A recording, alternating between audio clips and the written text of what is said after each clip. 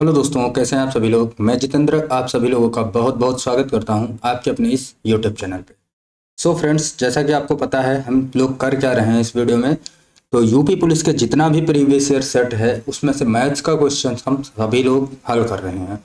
तो आज के इस वीडियो में, कल के वीडियो में हमने देखा था शिफ्ट वन के 2018 26/10/2018 के शिफ्ट वन के, और आज के इस वीडियो में देखेंगे शिफ्ट सेकंड के सारे क्वेश्चंस।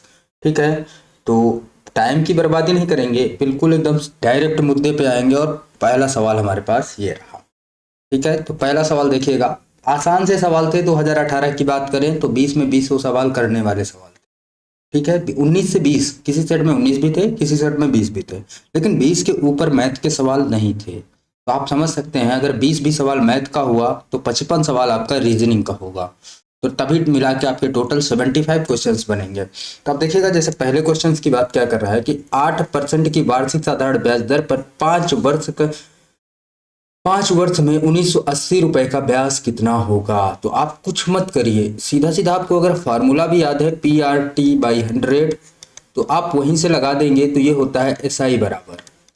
जाहिर सी बात है, SI बराबर आपके सामने ये हो जाता है, तो SI बराबर लिख दीजिए सीधा सीधा। P हमारे पास कितना है, तो P है हमारे पास 1980 रुपया है।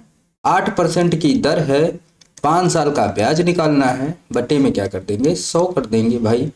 0 से 0 कट जाएगा, 5 से काटेंगे, 5 दूनी 10, 2 से काट दिया, 2 चौको 8, आप चरवट ही 32। अब देखिएगा यहाँ पर एक ही ऑप्शन ऐसा है जिसमें से 32 लास्ट में 2 है। तो आप लास्ट यूनिट डिजिट का आप मेरे भाई बहुत अच्छा इस्तेमाल कर सकते हैं अपने किसी भी एग्जाम में।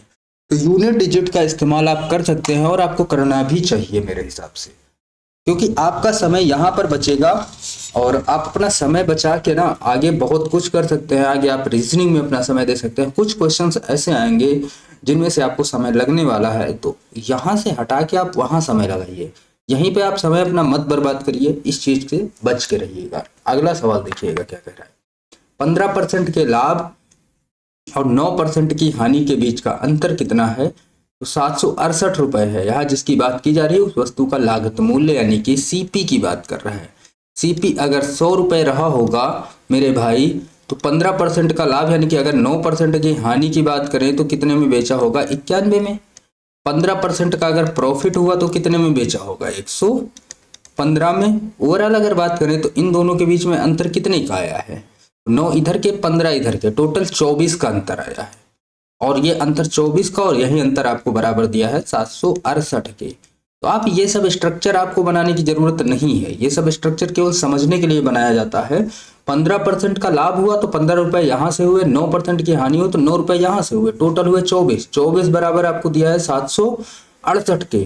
तो कितनी बार जाएगा, तो एक बराबर यहाँ से आप निकाल लीजिएगा, तो 768 बटे में कितना हो जाएगा, तो बटे में आपके पास 24। तो 24 से काटेंगे, 24 3 बार जाएगा, 24 यहाँ 72 होता है। 72 में से अब कितना बच गया, 4 बच गया, तो 24 दूना 48। एक बराबर किसके आ गया, तो 32 के आ गया।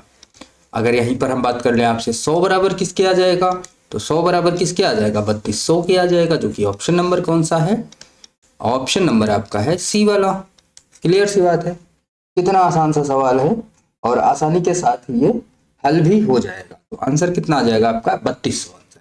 नेक्स्ट क्वेश्चन की बात करेंगे, ये रहा। एक खिलौने का अंकित मूल्य कितना है, 1800 रुपया है।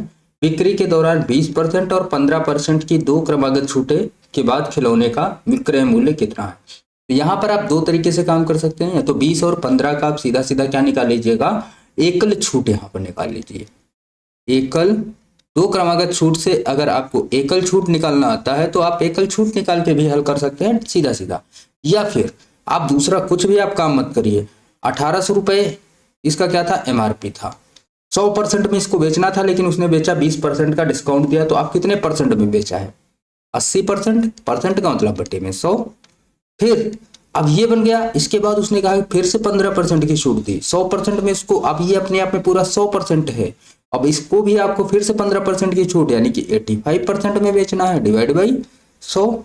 अब देखिए यहाँ से 0 से 0 आपके कट जाएंगे, 5 से काटेंगे 17 बार जाएगा, 5 से इसको काटेंगे 20 बार जाएगा, 20 से इसको काट देंगे 20 चौक 80 होता है, 18 चौक 72। ठीक है, गुणे में कितना है 17, 17 दूना 18, 18 चौक कितना होता है 72, और यहाँ पर 17 का गुणा करेंगे, 17 दूना 34। अब देखो इकाई अंक, ये क्या है यूनिट डिजिट, इसी को बोलते हैं या इसी को बोलते हैं इकाई का अंक। तो एक ही ऑप्शन तो है आपका 4 वाला। आपको क्या लगता है कि मुझे नहीं लगता कि आपको पूरा पूरा गुणा करने की जरूरत है, तो पूरा पूरा आप मल्टीप्लाई बिल्कुल मत करिए, आपका सीधा आंसर निकल के आ जाएगा 1224 रुपए। क्योंकि ऑप्शन पे आपकी नजर जरूर होनी चाहिए, एक नजर अगर आप ऑप्शन पे लगा के चलेंगे तो आपके लिए सवाल चुटकियों का है। चलिए अगला क्वेश्चन देखते हैं, गुणा कर लेंगे सेम आंसर आएगा 1224। ये रहा तोरसा ने, एक कोई तोरसा है भाई, यहाँ पर इन्होंने व्यापार में पैसा लगाया 2250 रुपये, 2250 रुपया लगाया। जबकि कुछ महीने के बाद त्रिशा, तो ये आ गई त्रिशा, इन्होंने भी कुछ पैसा लगाया, कुछ महीने बाद लगाया, इन्होंने पैसा लगाया 2880 रुपये। इनके महीने हमको नहीं पता है तो हम मान लेते हैं एक्स महीने के लिए इन्होंने लगाया, इन्होंने पूरे 12 महीने के लिए लगाया शुरू से लेकर आखिरी। ये अनुपात बराबर किसके होगा, तो यही अनुपात बराबर होगा इनके द्वारा लाभ वितरण के अनुपात के बराबर। तो आपको वैल्यू किसकी निकालनी है, एक्स की वैल्यू निकालनी है। तो आप क्या करिए 2550, या फिर यहीं से भी कुछ कटने वाला होगा तो काट सकते हैं 0 से 0, और इंटू में 12, चलो नीचे काटेंगे अपन लोग, और ये हो गया 2880, गुणे में कितना हो गया एक्स, और बराबर किस अनुपात के हो जाएगा, इस लाभ के अनुपात के बराबर। तो 25 बटे में कितना आ जाएगा 24, करेक्ट है। अब देखो यहाँ 0 से 0 काट देंगे, बिल्कुल सही बात है। अब देखो अभी हम कुछ और काट सकते हैं, तो क्या काट सकते हैं 12 दूना 24, 12 दूना 24 और बरचौक 48, ठीक है। तो ये कट गया, 24 से 24 आपका पूरी तरह से कट गया। ये 25 कहाँ पे आ जाएगा, और यहां पर देखिएगा तो यहां पर 225 है, ये x उधर चला जाएगा और 25 नीचे आ जाएगा। 225 बटे में कितना हो गया हमारे पास 25, और बराबर में है x। तो 25 से कितने गुना, कितने बार लिखा है 9 बार जाएगा। तो आंसर आपका कितना आ जाएगा, ऑप्शन नंबर सी 9 महीने के लिए लगाया। यहाँ पर क्वेश्चन का थोड़ा सा तरीका वो बदल सकता है, कितने महीने बाद त्रिशा आई है, ये भी पूछ सकता है। अगर पैसा उन्होंने 9 महीने के लिए लगाया है तो वो जाहिर सी बात है कितने महीने बाद आई हैं, तो 3 महीने बाद आई। यहां से क्वेश्चन 2 तरीके का पूछा जाता है, तो इस पर आप विशेष ध्यान रखिएगा।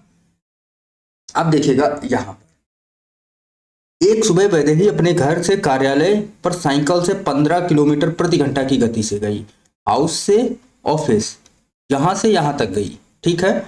और फिर कह रहा है लेकिन बहुत अधिक यातायात के कारण वापसी में उसकी गति 10 किलोमीटर प्रति घंटा रही। वापसी में डिस्टेंस इक्वल है, जो जाने में समय लग रहा है वहीं आने में भी समय लग रहा है। तो एवरेज स्पीड क्या होती है जब डिस्टेंस इक्वल होती है, तो एवरेज स्पीड होती है 2x y बटे में x प्लस का y। यहाँ पर पहली चाल कितनी है 2 लगा लीजिए, 15 गुणे में 10 बटे में 10 प्लस का 15 बराबर में कितना आ जाएगा भाई 15 दूना 30, 300 आ जाएगा ऊपर, और नीचे कितना आ जाएगा 25। तो काट देंगे 25 इकन्नम 25, 25 दूना 50, तो 12 किलोमीटर प्रति घंटा की स्पीड आ जाएगी उसकी औसत स्पीड, राइट है।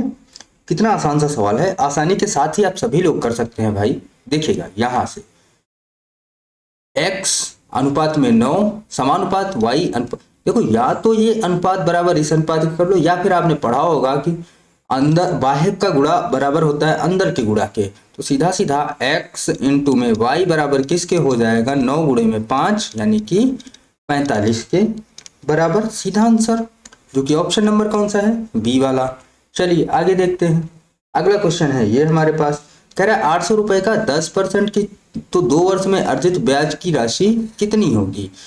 किसकी बात कर रहा है, चक्रवृद्धि ब्याज की बात कर रहा है। फ्रैक्शन से अगर करेंगे 10% की वैल्यू क्या होती है 1/10, यानी कि पहले साल में कोई धन हुआ 10 से 11, फिर हुआ 10 से 11, तो यहाँ पर हो गया 100 रुपये मूलधन, 121 रुपये मिश्र धन, ब्याज कितने का मिला है 21 रुपये का। तो 100 बराबर आपको यहाँ पर दिया है, 100 बराबर दिया है 800, तो 1 बराबर किसके हो जाएगा 0 से 0 कट जाएंगे, तो 1 बराबर 8 के। ब्याज निकालना है, ब्याज कितना निकला था 21, यानी कि 21 बराबर किसके हो जाएगा 8 का गुणा कर दीजिए, 8 का नाम 8, 8 दूनी 16, 168 रुपए के, आंसर आ जाएगा हमारे पास 168 रुपए। या फिर यहाँ पर आप ऑप्शन भी लगा सकते हैं, सॉरी ऑप्शन बोल रहा हूँ मैं, फॉर्मूला भी यहाँ पर लगा सकते हैं। मिश्र धन यानी कि ए बराबर के लिए फॉर्मूला क्या होता है, पी 1/r/100 की पावर क्या होता है n, यानी कि n बोलो या t बोलो। यहाँ से आप मिश्र धन निकालेंगे फिर आपस में घटा देंगे तो आपका वो भी निकल के आ जाएगा। या फिर एक फॉर्मूला यहाँ से होता है साधारण ब्याज का भी, -1 कर देते हैं तो साधारण ब्याज निकल के आ जाता है। या फिर आप ट्री मेथड भी लगा सकते हैं मेरे भाई, ट्री मेथड। ट्री मेथड मेरे हिसाब से ट्री मेथड सबसे बेस्ट मेथड होता है।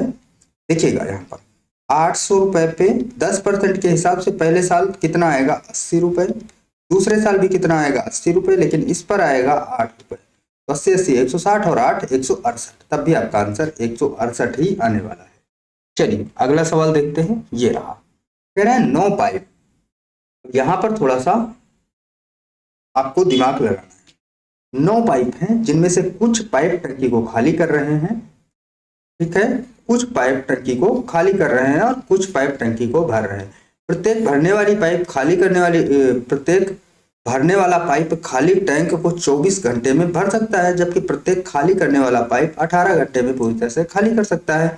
यदि टैंक पूरी तरह से भरा हुआ है, ठीक है, यदि टैंक पूरी तरह से भरा हुआ है और सभी पाइप एक साथ खोल दिए जाते हैं तो टैंक जो है वो 9 घंटे में खाली कर देता है। खाली करने वाले पाइपों की संख्या क्या है? टोटल हमारे पास कितने पाइप हैं, 9। भरने वाला पाइप हमको नहीं पता है, हम मान लेते हैं भरने वाले पाइप हैं x। तो खाली करने वाले पाइप कितने होंगे, तो खाली करने वाले पाइप होंगे 9 - के x। क्लियर है, यहां तक तो बहुत आसान है। अब इसके बाद देखिए, प्रत्येक भरने वाला पाइप, मान लेते हैं भरने वाला पाइप A है, ये जो है 24 घंटे में भर सकता है। और खाली करने वाला पाइप मान लेते हैं B है, ये भरता है और ये खाली करता है।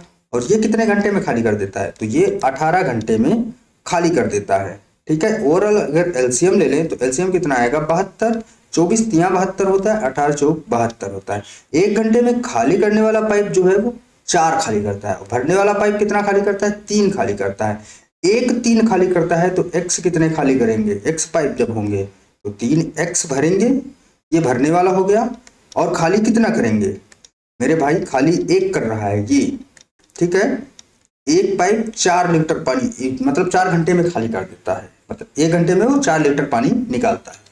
तो इतने पाइप कितने घंटे में निकालेंगे, तो निकाल लीजिए यहाँ से 9 - x इंटू में 4, ये कितना आ जाएगा, 4 × 36 माइनस का 4x।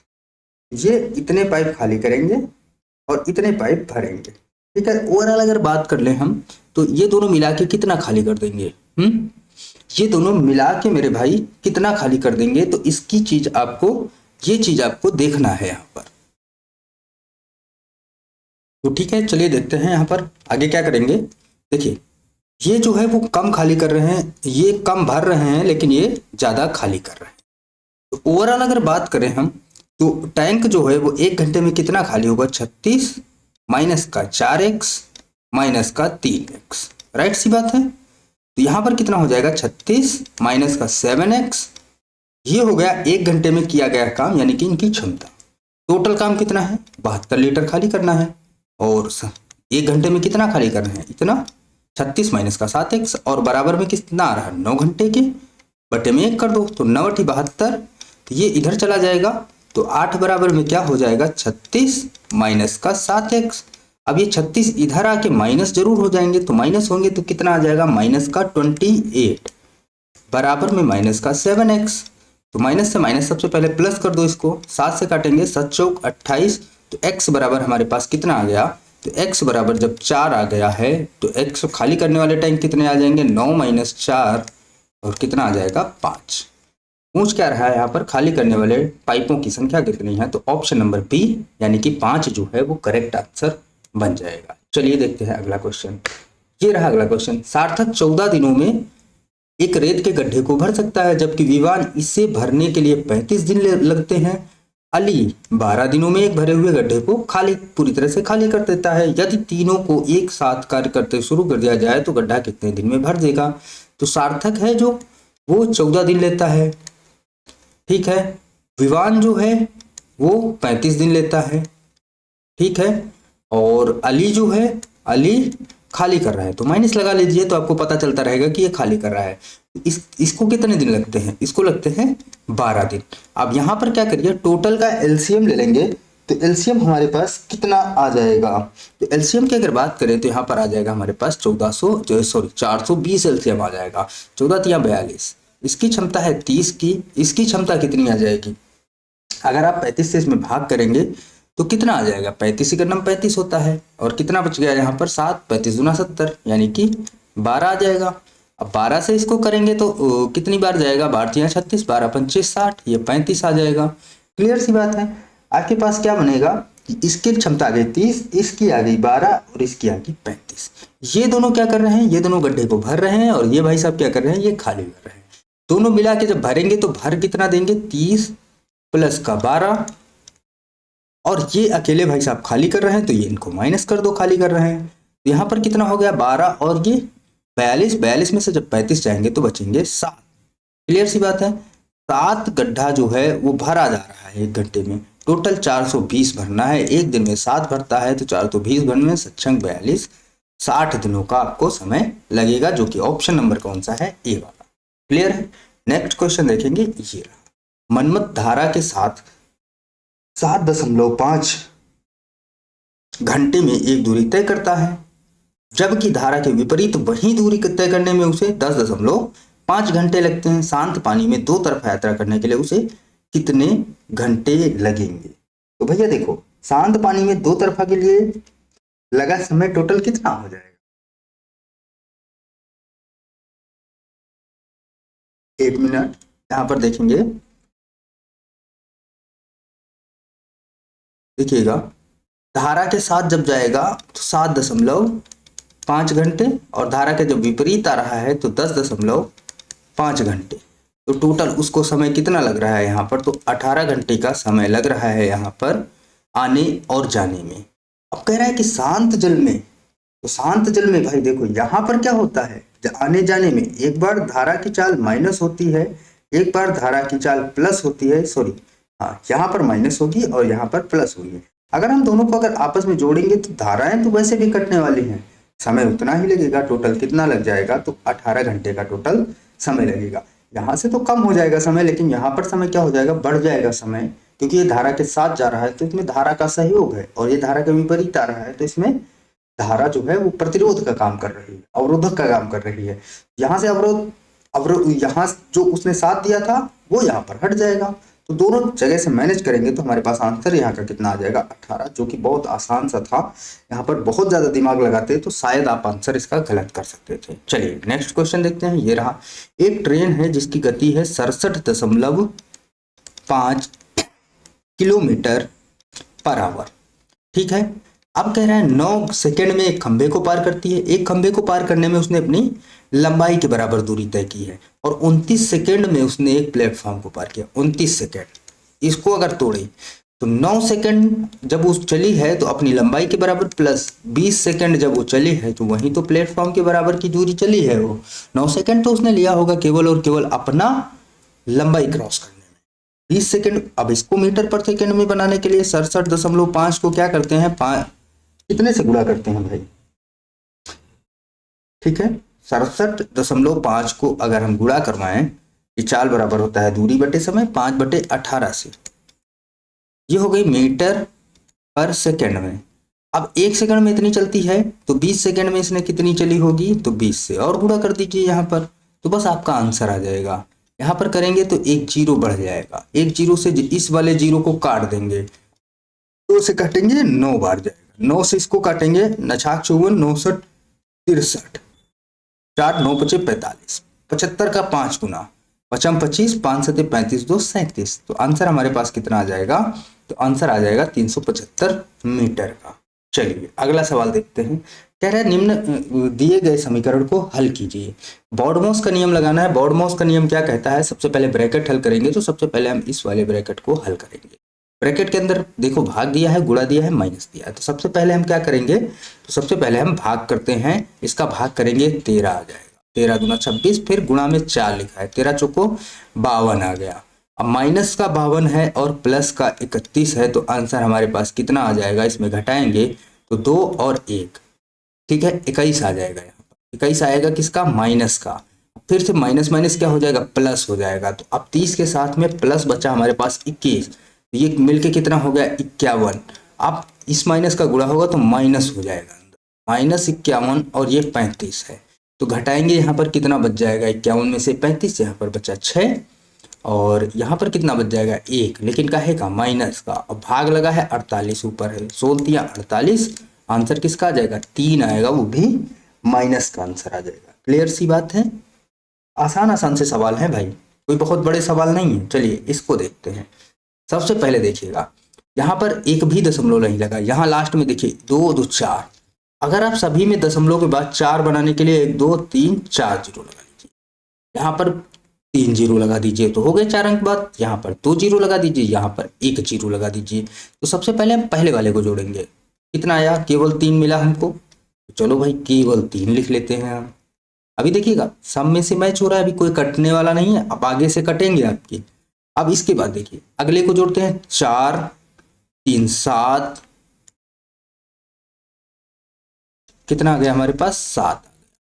अब देखो है कौन सा ऑप्शन लास्ट में 7 3, एक इसमें है, इसमें भी नहीं है, इसमें भी नहीं है, इसमें भी नहीं है, केवल और केवल ऑप्शन हमारे पास कौन सा सही हो गया, ऑप्शन नंबर डी।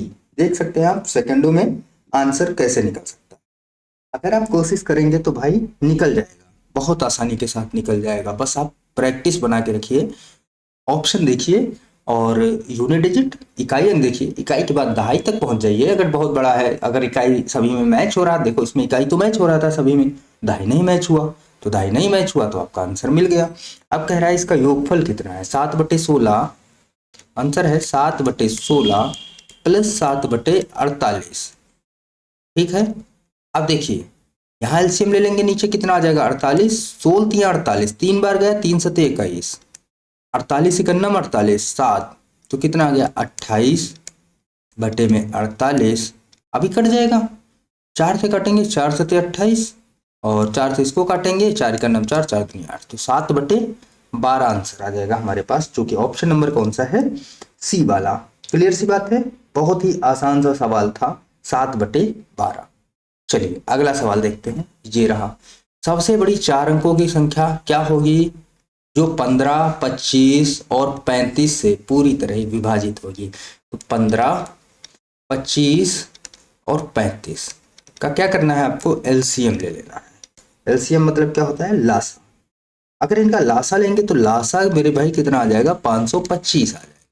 अब 4 अंकों की बात कर रहा है तो 4 अंकों में 1 2 3 4 भाग दे दीजिए 525 से, भाग देंगे तो यहाँ पर कितना आ जाएगा, 525 से भाग देंगे तो मेरे भाई कितनी बार जाएगा, एक बार जाएगा, ये हो गया 525। यहाँ पर कितना बच गया, 4, और यहाँ पर कितना बच गया हमारे पास, 7, और यहाँ पर फिर से 4, आगे 9 उतार लेंगे। अब कितनी बार ले जाएंगे, देखिए 10 बार ले जाएंगे तो 52 50 होता है, 9 बार ले जाएंगे तो 9 5 45, 9 5 45, 9 बार चला जाएगा।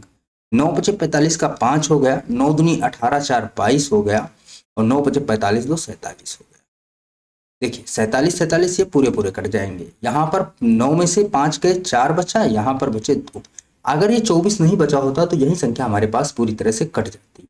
9999 में से अगर हम ये 24 जो बच रहे हैं ये घटा दें तो हमारे पास आंसर आ जाएगा, लास्ट में आएगा 7 5, और यहाँ पर कितना हो जाएगा, 99 75। ऑप्शन नंबर कौन सा आ जाएगा, तो ऑप्शन नंबर ए वाला करेक्ट आंसर हो जाएगा। चलिए आगे देखते हैं, ये रहा अगला सवाल। मासापा ज्ञात करना है, यानी कि मासा ज्ञात करना है। तो बड़ी से बड़ी संख्या जिससे ये सभी कट सकते हैं, क्या इससे कट सकते हैं, नहीं कट सकते हैं, काट दिया हमने पहले ही। 75 से देखो, 75 से, अब इसके बाद बड़ी से बड़ी संख्या कौन सी है, 75, 150 कट जाएगा। 225 की बात करें तो 3 5 15, 3 7 21 1 22, ये भी कट जाएगा। अब इसकी बात करें तो ये क्या कट सकता है, 5 25 5 7 35, ये भी कट जाएगा। तो ऑप्शन कौन सा, सी वाला ऑप्शन सही हो गया भाई, सी वाला ऑप्शन सही हो गया।